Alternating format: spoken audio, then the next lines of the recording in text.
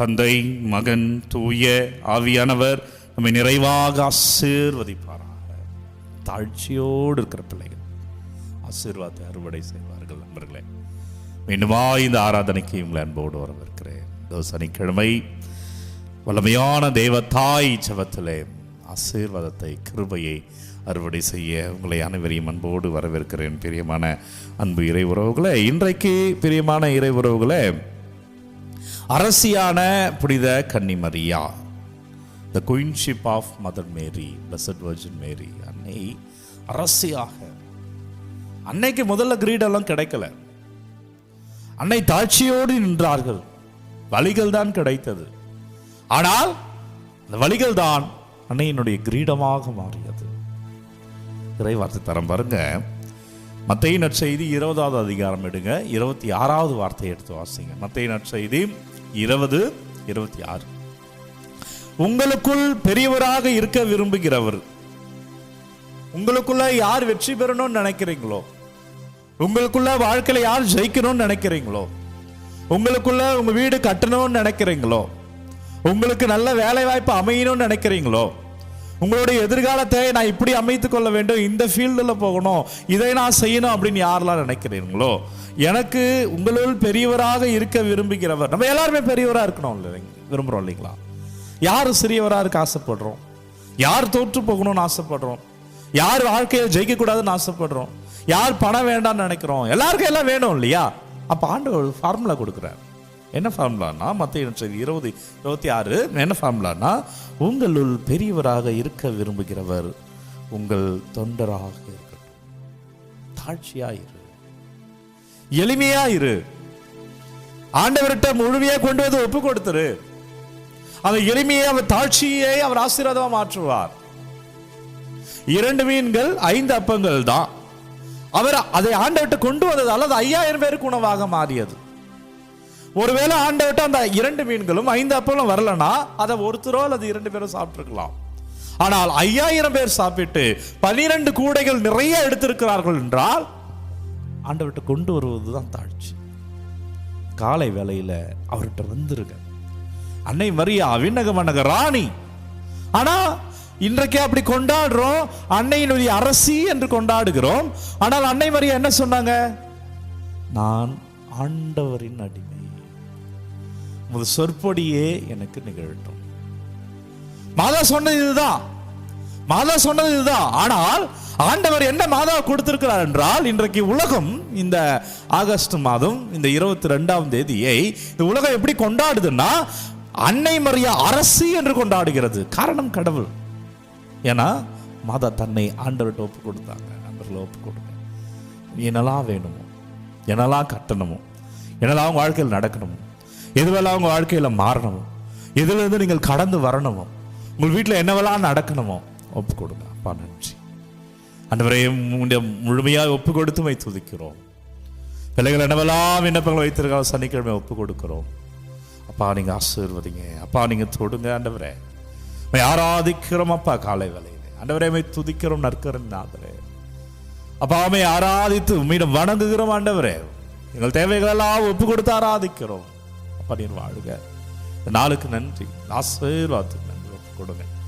அன்னை மரியா அரசி இந்த விழா ஆகஸ்ட் மாதம் 15ஆம் தேதி நம்ம கொண்டாடணும் இல்லைங்களா? என்ன விழா கொண்டாடணும்? அன்னையினுடைய விண்ணேற்பு விழா. அன்னை மரியா உடலோடும் ஆன்மாவோடும் விண்ணிற்கு எடுத்து செல்லப்பட்டார். அந்த விழாவினுடைய தொடர்ச்சியாக ஆகஸ்ட் மாதம் 22ஆம் தேதி இந்த விழா வருகிறது. என்ன விழாவென்றால் அன்னை விண்ணக மன்னக அரசி என்ற விழாவை நினைவு கூறுகிறோம். என்னன்னா, அன்னை மரியா இந்த விண்ணக மன்னக அரசி என்பது இந்த உலகம் பார்க்கிற அரசி அல்ல. இந்த உலகத்தில் அரசி என்பதே ஒரு அதிகாரம் பெற்றிருக்கிறார். அவர் வராருன்னா எல்லாரும் வருவாங்க, அவருக்கு சேவை செய்வார்கள், அதுவல்ல. அன்னை மரியா அரசி என்பது பணிவிடை புரிவதற்கான அரசி. ஏனென்றால் அன்னையுடைய வார்த்தையே என்னவாக இருந்தது என்றால், ஆண்டவர்கிட்ட அவருக்கு முதல் கொடுத்த வார்த்தையே, நான் ஆண்டவரின் அடிமை. நீ அடிமையா இருக்கியா, நான் உன் அரசியாக்குறேன். அரசியாக்குகிறான். வினப்பணிவிடை செய்து கொண்டு இருக்கிறார். அதுதான் அந்த பணிவிடை. வேளாங்கண்ணிக்கு சாரை சாரையா போறாங்களே, ஏன் போறாங்க? மாதா என்ன கடவுளா? மாதா என்ன கடவுளா? நிச்சயமா கிடையாது. அப்புறம் ஏன் போறாங்க? ஏனென்றால் அன்னை அரசியாக இருப்பதால் அந்த வேலையை செய்து கொண்டிருக்கிறார். என்ன அரசியோட வேலை? பணிவிடை புரிவது. ஜெபத்தில் தாங்குறாங்க. ஜெபமாலை கையில் வச்சுக்கிட்டே ஏன் இந்த ஆராதனை வைக்கிறேன்? இந்த ஜெபமாலை என்ன அப்படி தாங்குகிறது. அப்படி தாங்கலன்னா இந்த குருமார்கள் ஜெபமாலை பயன்படுத்த மாட்டார்கள். ஜெபமாலை நாங்கள் எல்லாம் அப்படி விசுவாசிக்கிறோம். இந்த இதில் வல்ல ஜெபத்தினுடைய வல்லமையை நாங்கள் அப்படி விசுவாசிக்கிறோம். ஆண்டவர் எங்களை அப்படி தொடுகிறார். மாதா கிட்ட ஜெபிக்கிறாங்க, மாதா கிட்ட ஜெபிக்கிறாங்கன்னு சொல்லுவாங்க மடையர்கள். மாதா கிட்ட ஜெபிப்பதல்ல, மாதாவோடு ஜெபிப்பது. மாதா கடவுள் அல்ல, ஆனால் கடவுளிடம் எங்களுக்காக பரிந்துரைத்து கொண்டிருக்கிறார். கடவுளின் தாய், எங்கள் தாயாக தாரை வார்த்து கொடுக்கப்பட்டிருக்கிறார் சிலுவை அடியில.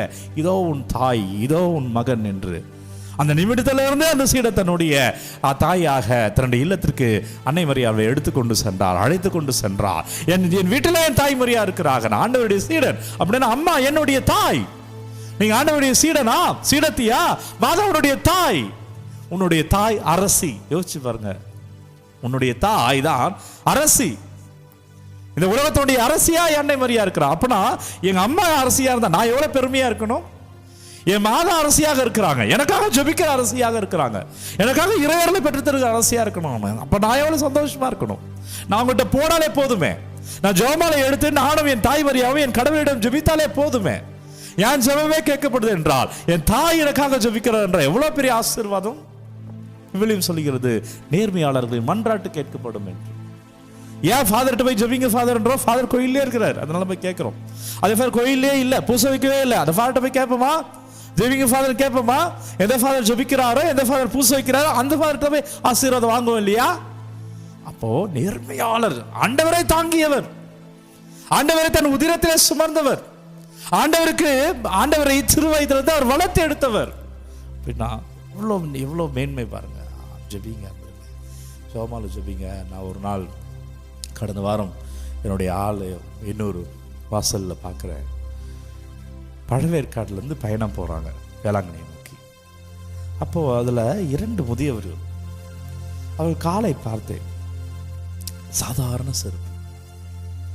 நடைப்பயணத்துக்கு நாங்கள் கூட இங்கேருந்து பக்கத்து நடைப்பயணம் போவோம். அப்போ வாக்கிங் ஷூ போட்டுட்டு தான் போவோம். முடிஞ்ச அளவுக்கு நல்ல செருப்பு போட்டுட்டு போவோம். ஆனால் சாதாரணமான ஒரு செருப்பு. அவர் தள்ளாடி தான் போகிறார். ரொம்ப கான்ஃபிடண்டாக நடந்தாலும் போல. ஆனால் அவர் வேளாங்கண்ணி வரை போறார். அவர் இந்த வருடம் அல்ல, பல வருடமாய் சென்று கொண்டிருக்க மனுஷன் அங்கே தான் இருப்பார். எல்லாரும் அப்படிதான் இல்லையா? எப்படி நடக்குது? ஜபம் தாங்குதுங்க, ஜபம் தாங்குது. சும்மா நடந்து போல, ஜெபமாலை ஜெபிச்சுக்கிட்டே போறாங்க. ஜெபமாலை ஜெபிச்சுக்கிட்டே போறதால அந்த ஜெபமாலை தாங்குகிறது. என் பங்குல கேட்டேன், சோர்ந்து போயிட்டா என்ன பண்ணுவீங்க? ஃபாதர், மாதா கொடி இருக்கும், கொடி வச்சிருக்காங்க, மாதா கொடியை கொடுத்து மரியே வாழ்க, மரியே வாழ்க, மரியே வாழ்க. அப்படியே அது கொடுத்த உடனே வேகமாக நடக்க ஆரம்பிச்சிருவாங்க. எங்க ஜெபம் தாங்குது, அவ்வளவுதான். மாதா ஜெபிக்கிறாங்க, அவ்வளவுதான். போற பிள்ளைகளுக்காக மாதா ஜெபிக்கிறாங்க, அங்க போய் கடவுளை போய் பார்க்கறாங்க. வேளாங்கண்ணி என்பது கடவுள் வாழ் வீடாக இருக்கிறது, ஆண்டவருடைய பிரசன்னமாக இருக்கிறது. எங்க அதிகமா பேர் ஜெபிக்கிறார், 20-30 ஜெபிக்கிறது மத்தியில் நான் இருப்பேன். ஆனால் கடவுள் இருக்கிறார். பெரிய மனம் நமது ஆலயத்திலும் இருக்கிறது. ஆனால் அதிகமான ஏழைகள் அங்கே இருப்பதால் அவருடைய பிரசனம் அங்கே அதிகமாக இருக்கிறது. அந்த இடத்துல தாய்மரியா அப்படி ஜெபித்து கொண்டு இருக்கிறார்.